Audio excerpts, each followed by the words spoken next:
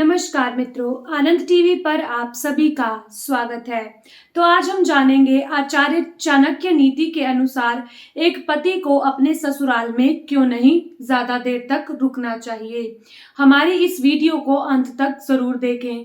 खास करके शादीशुदा पुरुष इस वीडियो को अवश्य ही देखें, क्योंकि इस वीडियो में उनको बहुत ही आवश्यक जानकारी मिलने वाली है। इस वीडियो के अंत तक आपको बहुत सी ऐसी जानकारी मिलेंगी जो कि आज के समय में बिल्कुल ही सत्य है। तो चलिए अब हम शुरुआत करते हैं कि आखिरकार पतियों को अपने ससुराल में अधिक समय तक क्यों नहीं रुकना चाहिए। एक पुराने समय की बात है। एक बहुत ही बड़ा विद्वान ज्ञानी होता है।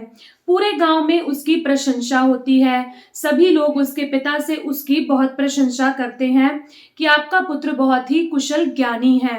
उसके पिता को बहुत गर्व महसूस होता है अपने बेटे पर।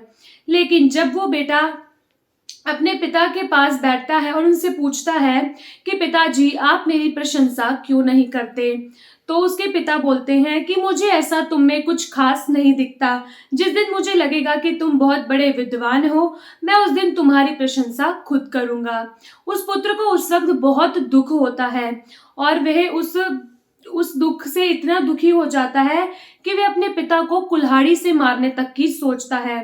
उसके मन में बुरे विचार आने लग जाते हैं।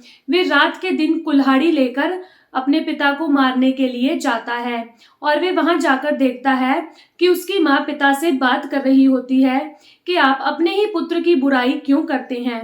मैंने कभी भी आपको उसकी प्रशंसा करते हुए नहीं देखा।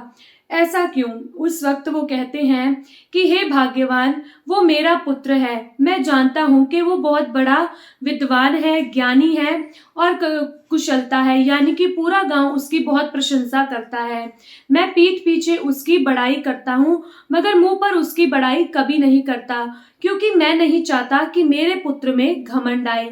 इसलिए मैं कभी भी उसकी तारीफ उसके मुंह पर नहीं करता। वे ये सारी बातें सुनकर उसे बहुत बुरा लगता है कि वो अपने पिता के लिए जो करने जा रहा था वे बहुत गलत था। वे तुरंत जाकर अपने पिता से माफी मांगता है और बोलता है कि पिताजी मुझे माफ कर दो। मेरे मन में इतने बुरे विचार कैसे उत्पन्न हुए मैं खुद नहीं जानता। आप मुझे सजा दें। उस वक्त उसका पिता उसे सजा देता है और बोलते हैं कि तुम्हारी सजा ये है कि तुम 6 महीने तक अपने ससुराल में जाकर रहोगे। जब वे विद्वान ज्ञानी अपने पत्नी के साथ उसके घर जाता है तो पहले दिन तो उसकी वहां बहुत सेवा होती है, उसका बहुत मान सम्मान होता है और उसके आगे मिष्ठानों का भंडार लगा दिया जाता है।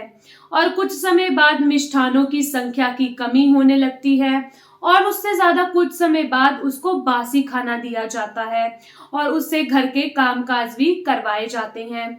उसकी पत्नी कहती है कि हम अपने घर चलेंगे। मुझे बहुत बुरा लगता है कि यहाँ पर आपको इस तरह से काम दिया जाता है और आपको यहाँ पर इतने छोटे काम करने पड़ते हैं। आप तो कितने बड़े विद्वान हैं, ज्ञानी हैं। आप यहाँ मत रहिए, हम अपने घर वापस चलते हैं।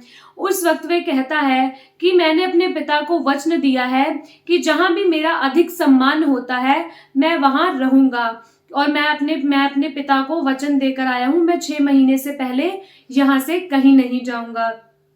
एक दिन वो ज्ञानी जो विद्वान होता है वे अकेले में बैठकर कुछ श्लोक लिख रहा होता है। उसकी पत्नी कहती है कि इस श्लोक को लिखने से कोई फायदा नहीं है, तुम्हें इससे कोई लाभ नहीं होने वाला, ना ही तो इसे कोई पढ़ेगा और ना ही खरीदेगा।